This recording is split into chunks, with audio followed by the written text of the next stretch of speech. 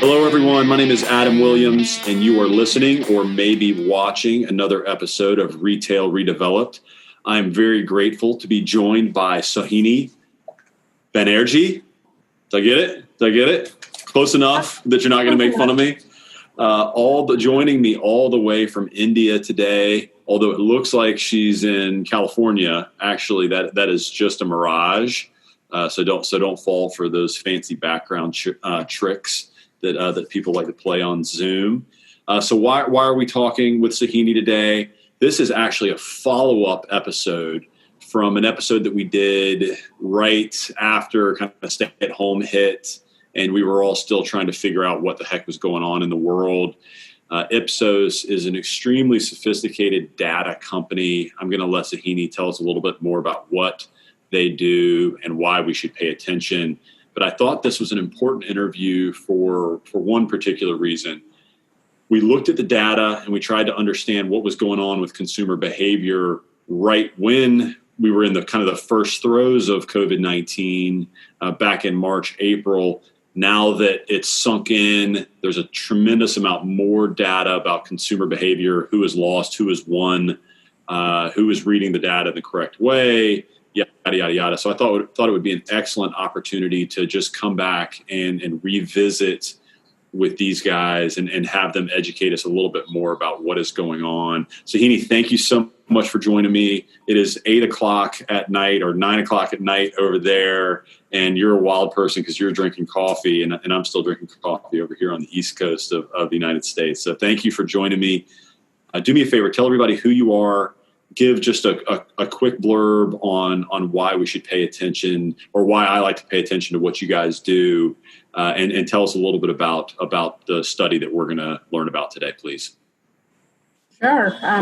Thank you for having me on this podcast. Really happy to share some of the insights that we have to share on consumer health and safety related behaviors through this pandemic. So, yep, my name is Shohini Banerjee. I usually live and work out of the Bay Area, but currently in India. We came here in February for a family trip, and then COVID happened. So we decided to stay back. I have a 2-year-old who's having a lot of fun with grandma and grandpa, so it kind of worked out that way for us. So I work at a company called IPSOS. IPSOS is actually one of the largest market research companies in the world. We're actually the third largest custom research firm, offices in 90 plus countries, 18,000 employees. I serve as a senior vice president in the US Channel Performance Group, which essentially works with a host of brands across different industries to optimize their in-store as well as online retail sales channels through techniques such as mystery shopping, audits, geolocation survey, and different types of consumer research.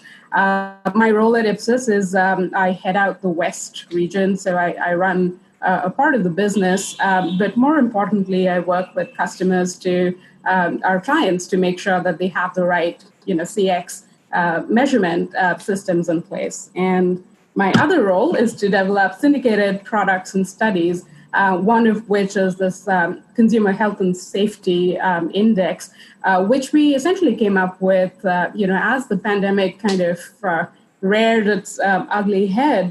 There was all these questions about, from a health and safety perspective, like what should clients do? What should brands do in order to make sure that, consumers are feeling safe in store?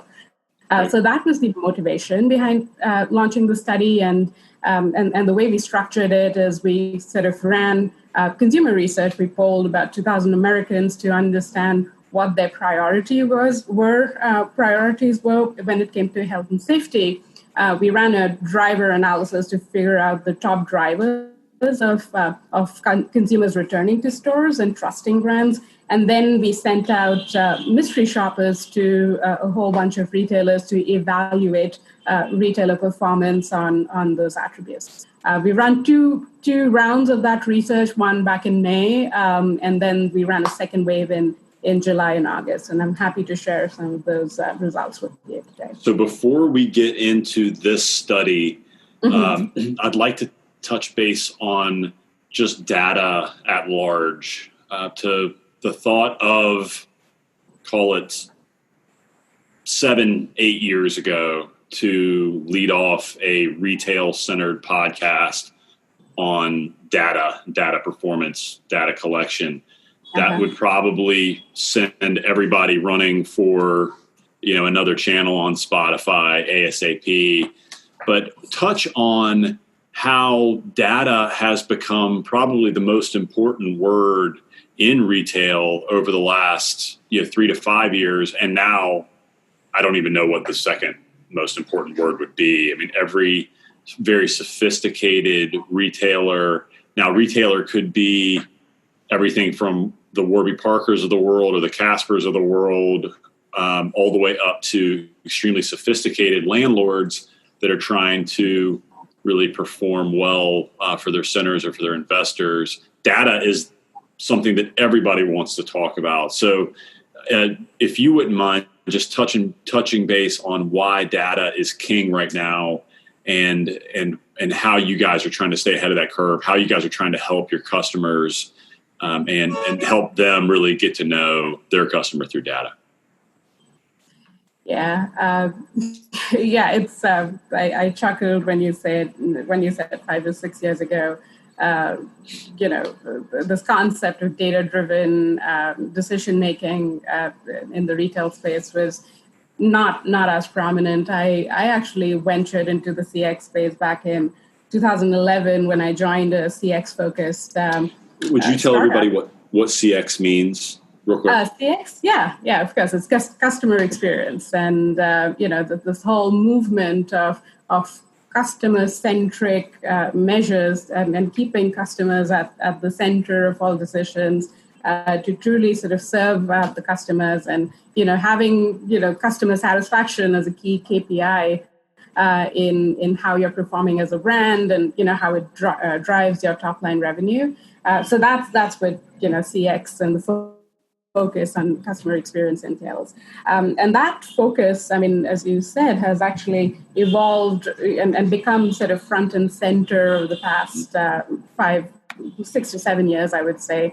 And a lot of that is driven by data, right? So if you think about the kind of data that is in the hands of brands right now, it's how are customers, are customers satisfied with the experience that they have in store or not?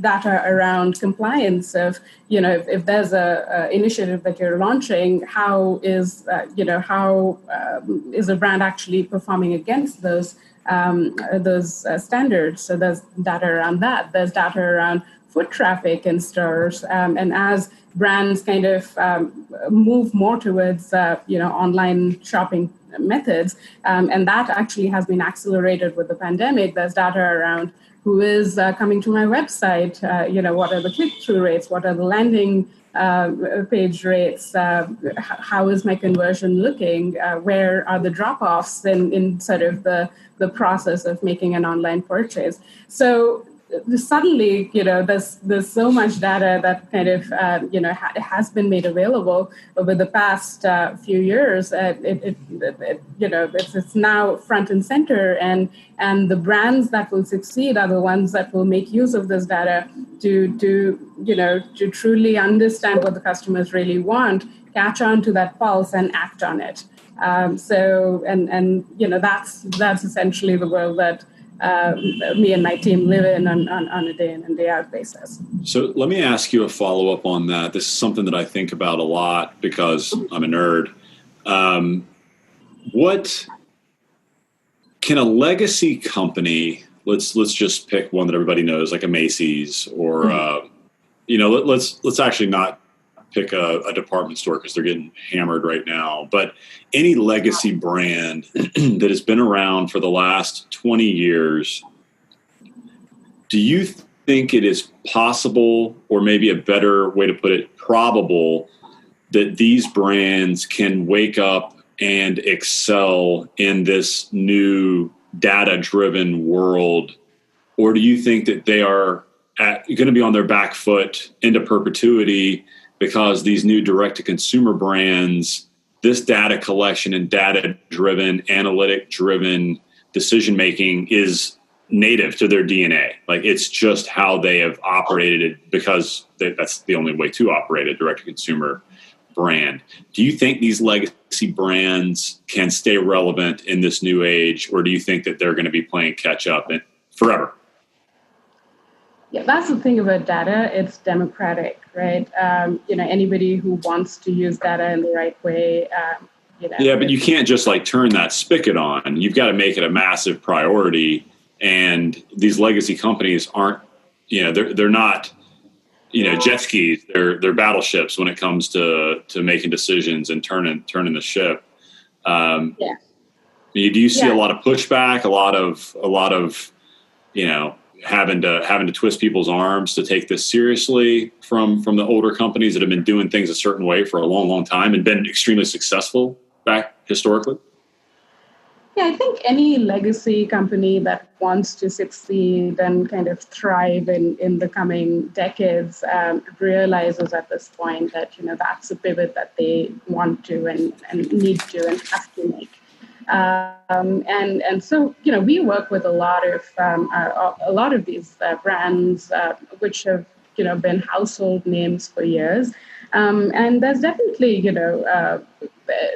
a basic understanding of, this is sort of the one thing that you need to do in order to truly evolve yourself as a brand. So there's definitely that buy-in. And honestly, as a brand, you need to have that resolve. From the top leadership, you need to have that focus on data-driven decision making, that focus on customer centricity, and the brands, who have that focus right from the leadership level, from the CEO, the CMO of the company, all the way to the frontline staff, the person that you're interacting with to check out sort of the items that you want to buy. The companies that have that focus and that alignment throughout the, all levels of the organization, those are the companies which will actually sort of survive, through the years. So I think it's, for a legacy company, that should be a priority to make sure that you're listening to your customers, that you have all your sort of touch points, you're listening into all your touch points, you're looking at your traffic data, you're looking at sort of your online data, you're making that pivot towards a digital space.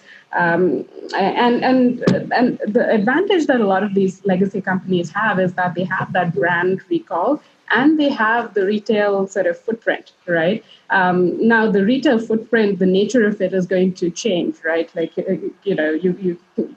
the large departmental stores and in malls, for instance, are, those are extremely expensive and sometimes loss-making to maintain. And therefore, at some point, there will be sort of actually, as part of, this transition that we're going through, there will be downsizing and the nature of the in-store experience is going to change. The in-store channel is going to become more like experiential, a concept store where it's an opportunity for the brand to interact with customers, whereas the volume of sales will actually be driven, a lot through online. So the advantage that these legacy companies have is that they already have that store operations experience. They have, a retail footprint which they can optimize. They have the sort of, the brand recall that they've built over the years. It really is about making that pivot to sort of adapt to the new world, and the way to do that is to actually listen into all the data points that you have through your CX, your customer satisfaction data, the foot traffic, the online sort of traffic that you're looking at. So it really is about making that pivot in a very intentional manner, and the ones that are able to do that pivot will be the ones that survive. So Shohini, who is doing a good job of that? That, like, obviously, like, Amazon's probably pretty good at data, right? Yeah, those guys are good. Warby Parker, I'm sure, is really good at data. Who would surprise me? Who has made this a focus? Like, who would surprise me that's really kicking ass at data right now? Like the very obvious one that I hope you weren't going to say this one because I'll say it. Like the strides that Walmart has made in the past year, like their consumer experience. Like I'll say it right here. I love shopping at Walmart. Because they sell the same. I have this conversation with my wife. It's all the same brands. Like I get it. If I go to my local grocery store, it's the same freaking brand and it's 25% more. And now that Walmart has kind of Amazoned their process, their app is awesome. Their delivery times are awesome. It's totally frictionless. The returns are just as good as Amazon. Like they have obviously woken up and did not want to go to have done to them what they did to Kmart, right? They have stepped up. So that was an obvious player. But who else would kind of surprise somebody that you say like, hey, you might not think about it, but these guys have gotten the memo and are really stepping up? I think the one name that comes to mind is probably Best Buy, right? I don't know if that's a surprise because that's I'm kind of surprised. You are? Yeah. So think about Best Buy. So they've actually been doing pretty well as a retailer, like even as a lot of, the players in that space have kind of, fallen apart. Best Buy is one retailer that has actually continued to do well. And the way they did it is they capitalized on this concept of like going into, so if you think about why do people go in store? Right. So that's the social aspect. There's, the aspect of in-person, like gaining knowledge, right, about a product before you actually make an investment. So if you think about Best Buy, they have created an in-store experience where it's focused on knowledge sharing. It's focused on, if you go in there will be an education. Who talk to you about the product, make sure that you understand the difference between like the 10 different models that are the latest and greatest. They'll tell you the pros, the cons, the long-term sort of viability of buying a certain brand or a certain model. That's not information that you can get online, right? No. And the other thing that Best Buy has done, and you can touch it and feel it because sometimes it's a large ticket purchase. Sometimes you just want to see it. Sometimes you just want to touch it. 100%. Exactly. Like I'm not going to buy a beautiful new sports coat that I want to wear to a big meeting online. Like I say that except for like Suit Supply and those groups. Like I can go and touch something, know that they have my fit, and then I'll order something online. And Best Buy, same thing. If I'm getting a $2,000 TV or $2,000 Sonos system or whatever, I want to see that sucker in action. Exactly. Makes total sense. Exactly. And the other thing that Best Buy has done is that they've still sort of, it's not like they've still built on their online channel.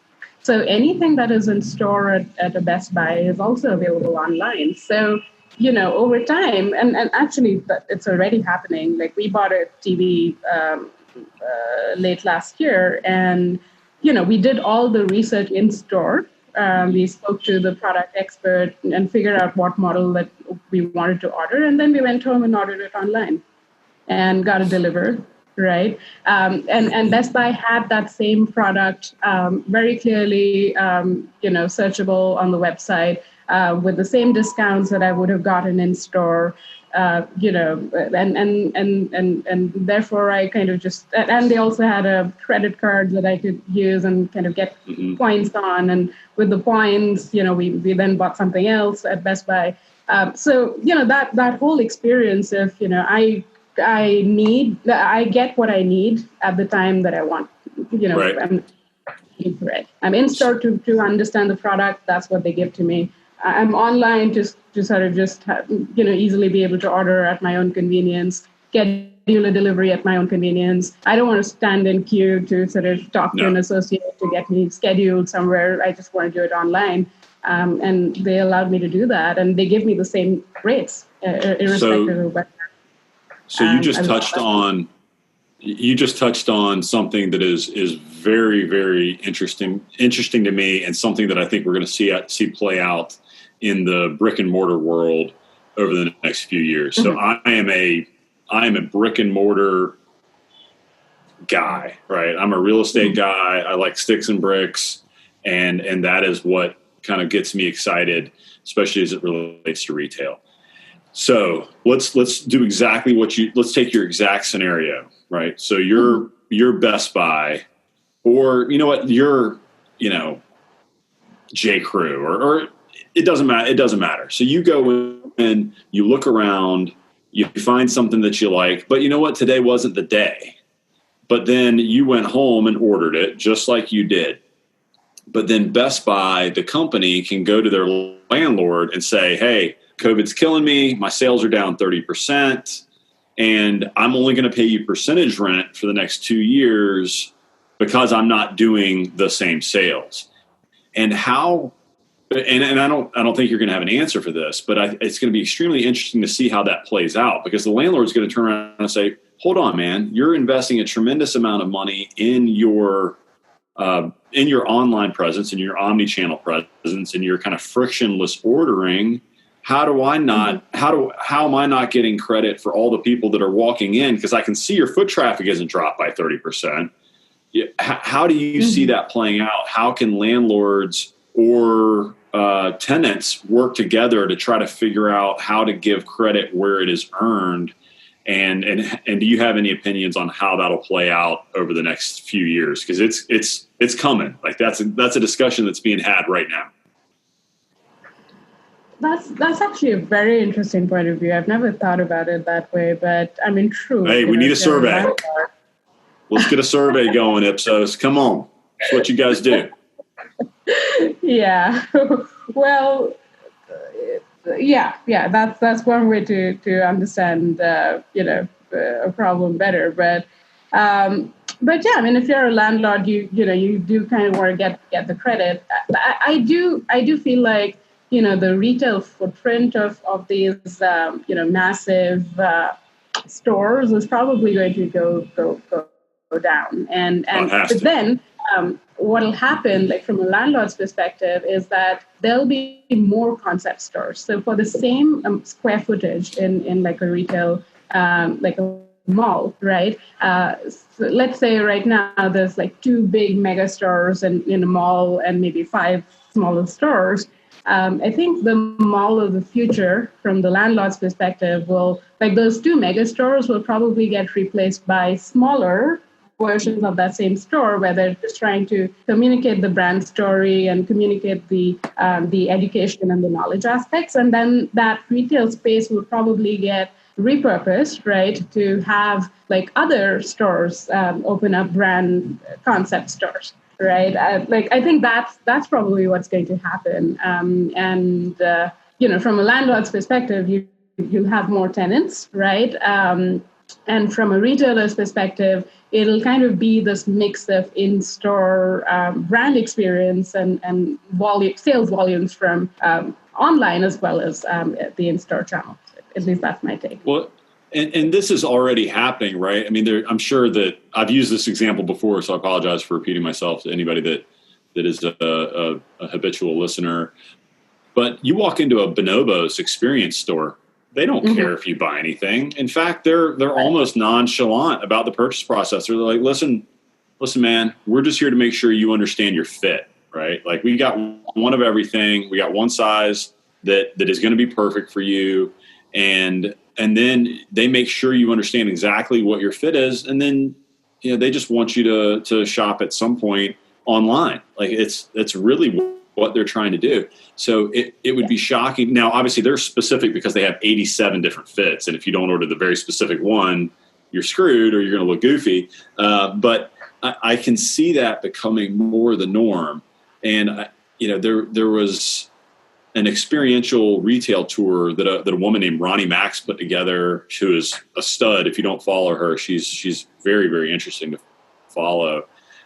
Where you can go throughout Manhattan, or could 6 months ago, and see the most interesting experiential stores that were all driven to raise the brand, right? Everything from Allbirds to Nike to Sonos to John Varvatos, Gucci. Like it's all of just this brand billboard to get you in that brand's ecosystem, and the push and pull from landlords and tenants, landlords and brands of how we track store, how we track halo effects, because it's very clear that if you're Warby Parker and you're doing X sales in X zip code and online, and you drop a brick and mortar store in that same zip code, you're going to see a spike in sales.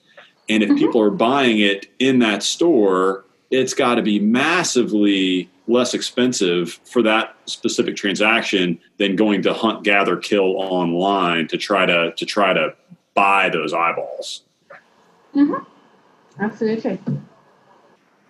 All right, I hijacked the study. All right, let's get into this study before I just listen to or just talk to hear my head rattle for another 10 minutes. Walk me through the study. It's a consumer health and safety index, a health and safety benchmarking study that evaluates how retailers are operating during COVID-19. We already told you we did the first wave back in May that tracked the very beginning. Talk to me about the top performers, who's doing well, who's not doing well, and what you guys are learning about consumer psyche during this freaking madness that we're going through right now. Sure. So I'll actually answer your last question first, which is what's going on with the consumer psyche. So as I mentioned, the way we've structured the study is we first did a round of consumer research. We polled 2,000 Americans, and over the 2 years we did it once in May and then again in July, August. But essentially, what we found in both waves of the study and our results were surprisingly consistent across both waves, is that health and safety is a key concern for consumers. Consumers do not trust a lot of the brands out there in terms of health and safety being taken seriously. So for instance, 61% of the consumers in wave one had stated that they would, they would delay. Actually, 66% of consumers had stated that they would delay going out to stores, and that number remained at around 59% in August. 2 and 3 people stated that the reason for the delay would be the fear of falling sick, of getting sick. So it just talks to the hesitation and the concern that consumers have in terms of actually going in store. We also found that 61% said that they would stop shopping at a retailer that does not take health and safety seriously, down about 1% since May, so pretty much consistent.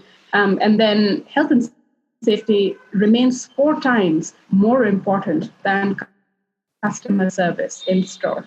And this was consistent in May, 4 times more important. And so you get this 4 is, times more credit for wearing masks than you are for giving excellent customer service. At this point in time, yes.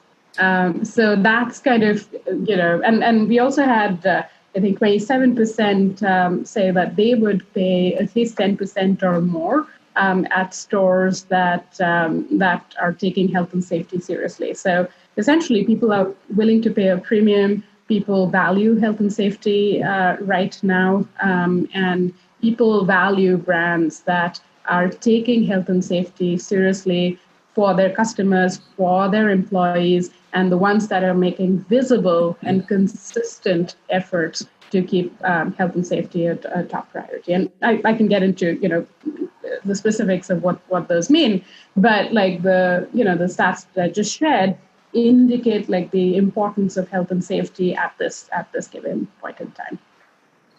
So what can a brand do to get those kind of consumer confidence points? I mean, obviously, everybody's got to be wearing a mask. I think you guys mentioned last time that a uniform look for the mask seemed to register with people because it just seemed like it made it seem like it was ingrained into the brand, this customer safety.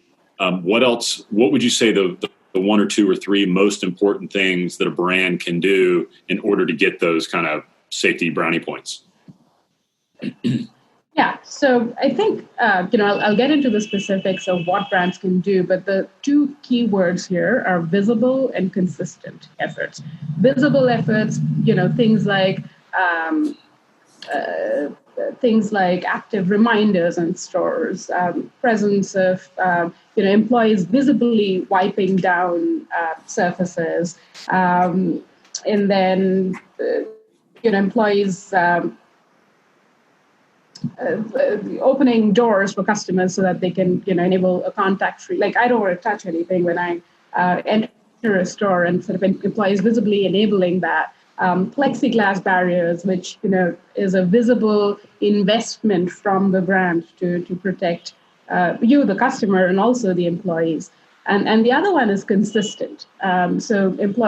Customers want to make sure that, whatever is being done at the corporate level, is being driven from the corporate level, which is why employee safety equipment provided by the employee safety equipment consistent in appearance, has been one of the top drivers of returning to stores. So what that means is that if you have a store on 2nd and 4th, which is doing an amazing job of health and safety, but then a few blocks down, there's like another store, of the same brand, which is not doing great, that's something that will not help the brand.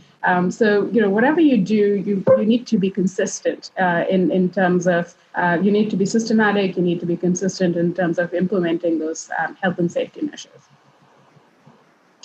And in terms of specific things, as I said, we actually in the consumer data we ran a drivers analysis to understand which health and safety attributes drive consumers' likelihood to return to stores, and which attributes drive consumers to trust brands more. And the drivers for trust and return were pretty consistent with a few important differences. But in terms of the top drivers of return, they were employee safety equipment provided by the employer. So this talks to the consistency. Social distancing reminders in store. This talks to the visible aspect of implementing and focusing on health and safety. Store entrances, doors open automatically or without hand contact, or employees kind of, enabling contact-free entry into the store. Again, a visible sort of effort that you need to put in as a brand to make it happen.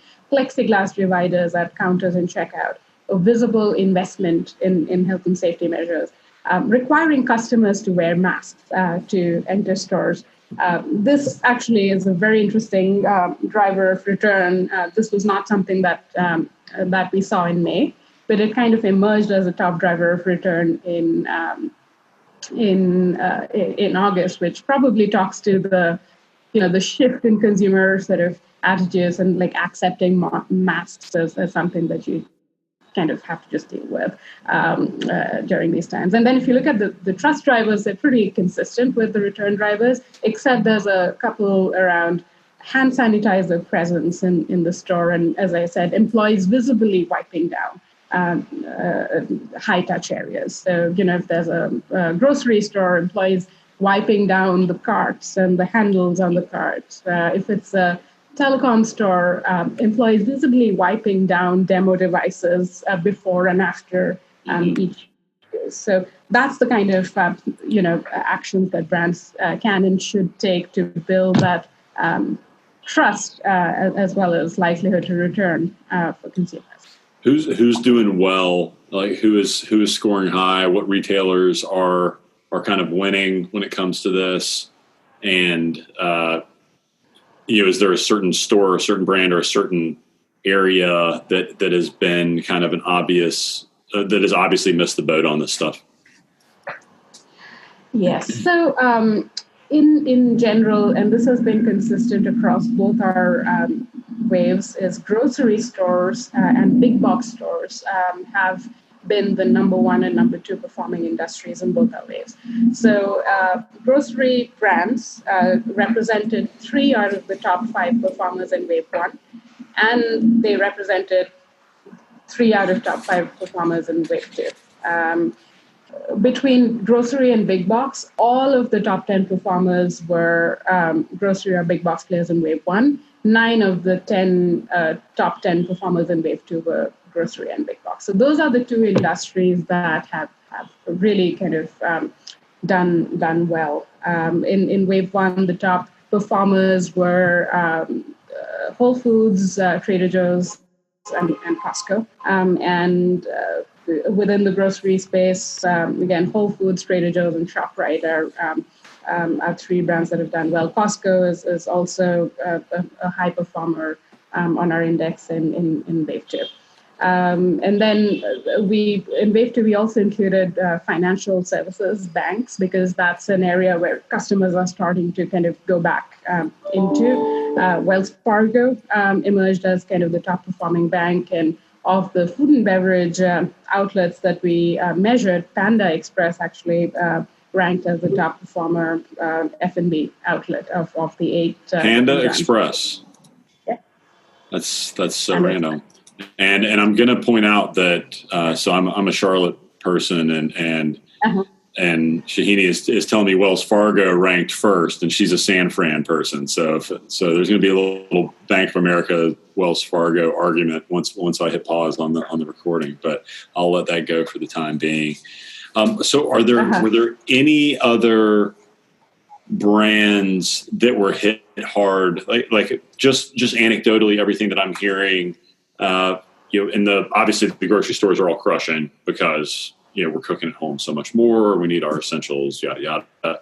Has there been a big divergence in performance when it comes to fast casual to go restaurants versus your sit down? And just anecdotally, like what I see, it looks like the fast casuals are still rocking. There's people walking in and out of there with bags. There's DoorDash people getting in and out of there all the time. And a lot of people that I know are a lot less likely to go and just sit down and have a meal like they were. Is that consistent in the data that you're seeing also? Yeah, I mean, in the mystery shops that we conducted, like most of our shoppers for the fast casual restaurants reported that the dining rooms were closed, the restrooms were closed in those establishments. 35% of the consumers that of the shoppers that we sent in store reported that curbside pickup or BOPIS, buy online pickup in store, were sort of in place in the fast casual restaurants that they visited. So we're definitely seeing the same trend in the data where these restaurants, these fast casual food and beverage outlets are pivoting to curbside pickup, buy online, pickup in store. Drive-throughs is a major focus as well, while the dining rooms still sort of either remain closed or people are just very hesitant about opening those dining rooms back up. So Shohini, you've already been very generous with your time and obviously explained a lot about the study.